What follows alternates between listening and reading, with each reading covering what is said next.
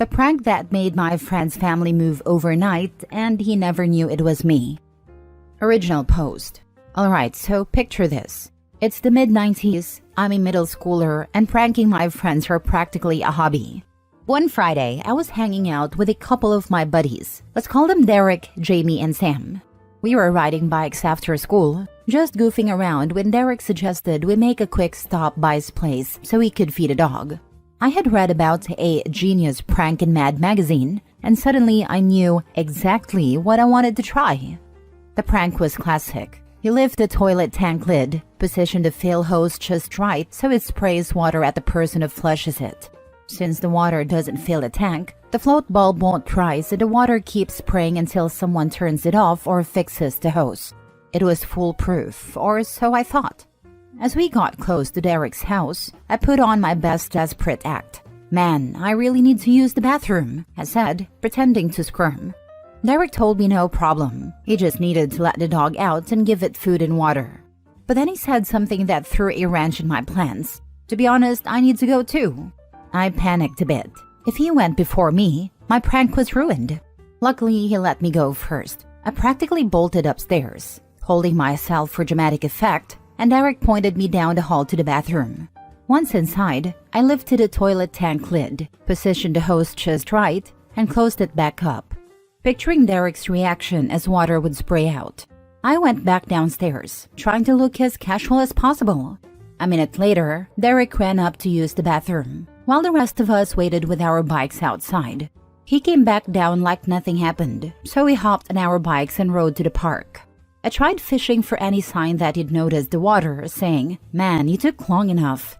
He just shrugged, said he'd let the dog out and took a quick piss, and that was that. No mention of any water, no reaction at all. After a while, I forgot about it as we spent the day hanging out. Even got to chat with a girl I'd have a massive crush on. Life was good. Then came Monday. During class, I noticed Derek looked a bit out of it. After lunch, the PA system crackled, calling him to the office and announcing he'd be leaving for the day. He looked confused, grabbed his stuff and left. The whole class heard him grabbing things from his locker outside. But then he didn't come back the next day, or the day after that. In fact, he didn't come back at all. We all wondered what the hell had happened. Finally, Sam, who was pretty tight with Derek, broke the news. Derek had moved away, just like that. My heart dropped. Derek was one of my closest friends, and it didn't make any sense. Sam explained that Derek's parents had been out of town that weekend, leaving him to check on the dog. Apparently, when Derek had gone to the bathroom, he flushed without noticing anything, and the prank went into full effect. The water kept spraying out all day Friday, then all through Saturday and Sunday, flooding the entire bathroom, then the hallway, and eventually causing the ceiling to collapse into the living room, and water to completely flood out the main floor and basement. When Derek's parents came home on Monday, they found the aftermath of the disaster. They had no choice but to pick up and leave, as their house, which was already on the verge of being condemned, was now finished for sure. The house has been taken down. I felt my stomach drop and my face go pale as it all clicked together. My harmless prank had basically destroyed their entire house, and I was the reason he and his family had to pull plug and move away. He was a good friend to me. I never told anyone the truth, and I still feel a pang of guilt every time I think about it. I never saw Derek again. Now for the top comments before reading the mini update. So how come Derek didn't notice the carnage at any point during the weekend? Didn't he go home after hanging out? Where was he staying? How did the dog manage with only being let out once in 72 hours? I'm very baffled. He was actually staying with his grandma that weekend and would only swing by to feed a dog, who had a little setup out in the backyard. The dog food was kept in the back entrance, so we never even went fully inside the main house after that first day.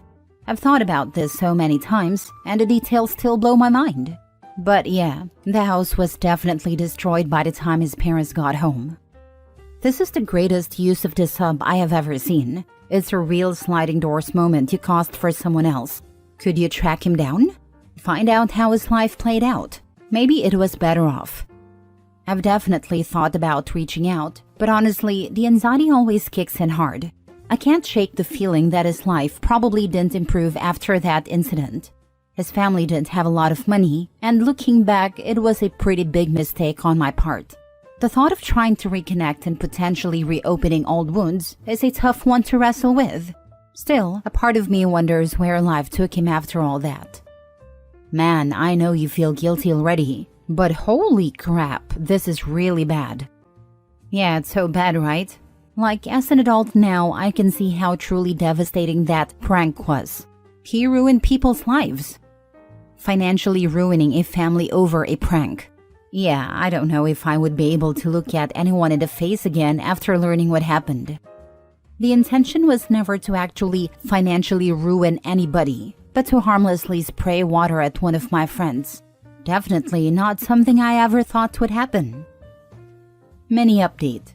Honestly, the reactions to this have been not that surprising, and not in a good way. People are saying I deserve terrible karma or even worse, blaming me for supposedly ruining an entire family. Some even go as far as to suggest my prank could have caused someone to spiral into addiction or something even darker. It's wild to see this level of anger over something I did as a 6th grader, when I was just a dumb, immature kid trying to pull a prank. A lot of people are saying I should reach out and apologize, but the truth is, I don't even have social media like Facebook or Instagram to try and track him down. And I want to be clear, this was never meant to harm anyone. It was just a prank I'd read about, and I didn't think through the consequences. Now looking back, I realize how serious it turned out to be, and it's something I've regretted for years. The hate and accusations I'm seeing here make it sound like I set out with some evil plan to destroy a family, which is just insane. I was a kid. I messed up, and I'm genuinely sorry for the damage it caused. But at this point, all I can do is acknowledge my mistake and try to move on, even if some people think that's not enough. And to Derek, if by some crazy chance you're reading this, I just want to say I'm sorry. We were young and dumb, as I'm sure you remember. From shooting each other with BB guns to jousting with sticks in our bikes, to launching Roman candles and bottle rockets at each other, we did some pretty crazy stuff. But this prank went too far, and I genuinely regret the mess it caused. I never meant for it to be more than a harmless joke, but it ended up way bigger than I could have imagined. I'm truly sorry for how it all turned out, and I hope life has been kind to you since. Next story. Am I the a-hole for not giving my late husband's mom any of the life insurance money after she paid for his funeral? My husband and I were both in our early 40s, married for 6 years, when he passed away suddenly a few months ago. It's been the hardest thing I've ever faced, and honestly, I've just been trying to survive each day since. Right after he died, his mom, my mother-in-law, stepped in and insisted on paying for all the funeral expenses. I was completely out of it, just in a fog, and really grateful for the help. Here's the thing, I totally forgot that my husband had a small life insurance policy through my job. I only remembered it recently and filed a claim, getting a payout. It's not a huge amount of money, but enough to help me move back across the country to be with my family and maybe put something down on a modest home so I can start over. When my mother-in-law found out about the insurance payout, she flipped out. She's demanding I pay her back for the funeral costs and accusing me of using her son. She said some really hurtful things, calling me selfish and implying I'm somehow profiting off his death. But she offered to pay for the funeral, and I truly didn't know about the insurance money at the time. I'm still so broken over losing him, and the thought of being cold heartless just adds to the pain. I know she's grieving too, but I'm trying to do what's best for me to heal and move forward. So, am I the a-hole if I don't give her the money? I'm already barely holding it together and just need a chance to rebuild my life. I'm ready, I hope, to handle the criticism that may be coming my way. Everyone sucks here. When you found out that you were going to be getting a payout from the insurance company, in my opinion, you should have let her know and offered to pay her back for the funeral expenses. Whether she chose to accept it or not is up to her, but I think the right thing would be to at least offer, even if some time had passed by that point.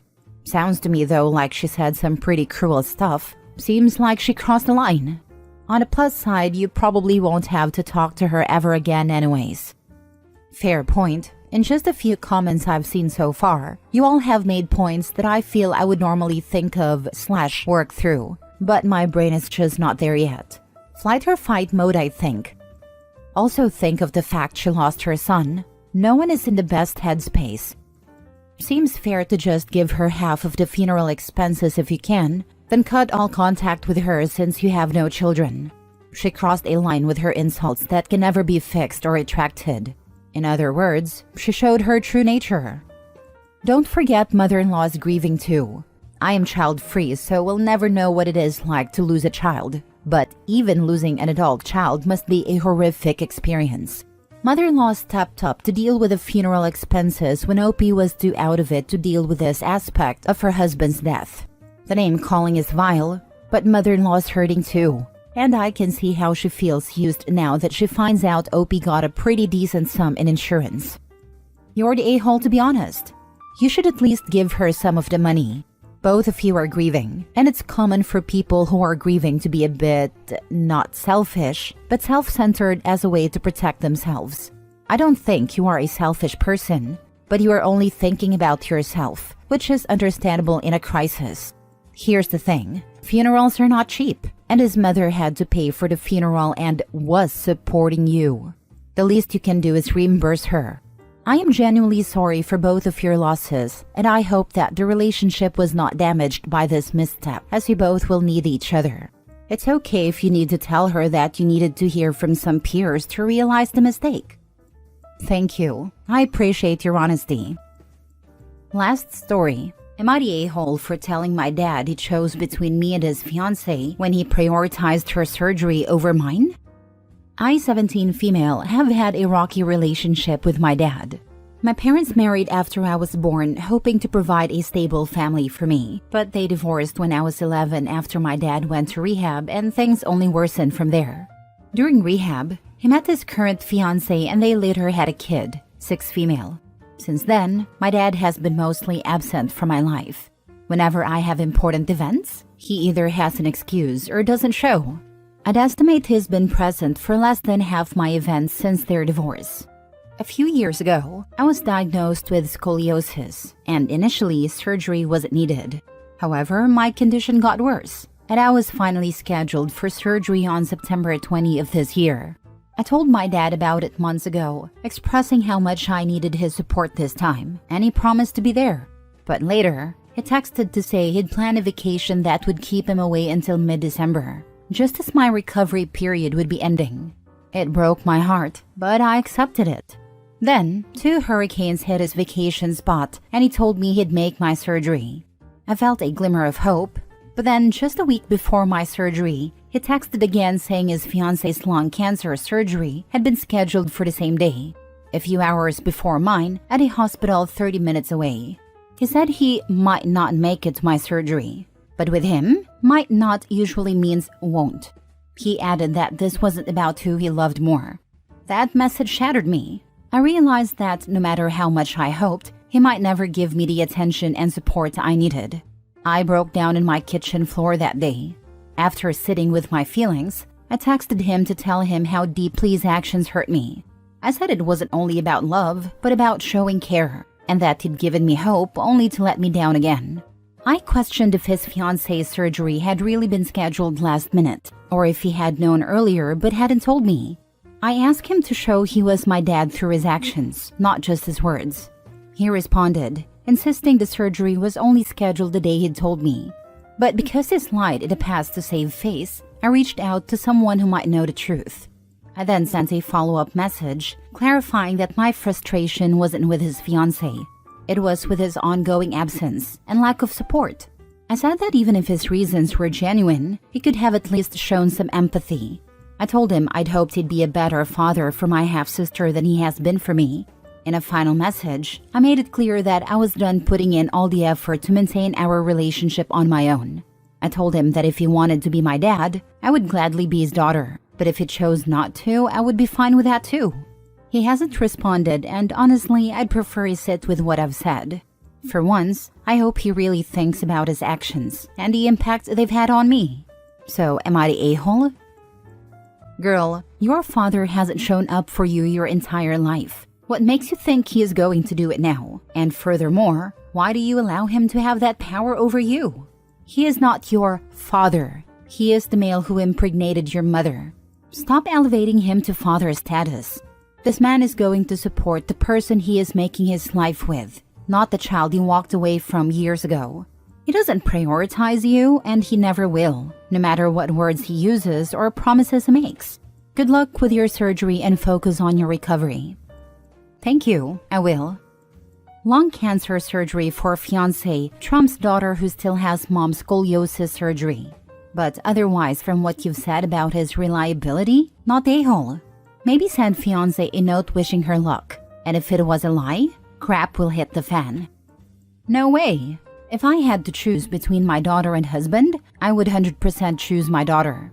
Why? 1. My husband is an adult. 2. Me being at the hospital while he had surgery would not change the outcome of the surgery, so the severity does not matter. 3. Both surgeries could go wrong. If I had to choose whose smile I would see for the last time, it's my daughter's. 4. I love my husband very much. He is the love of my life. But it cannot be compared to how I feel about my daughter. Would I sacrifice my own life to save my husband? I don't know. Would I sacrifice my own life to save my daughter's life? Yes, without any doubt. Just let me know where to sign and it's done.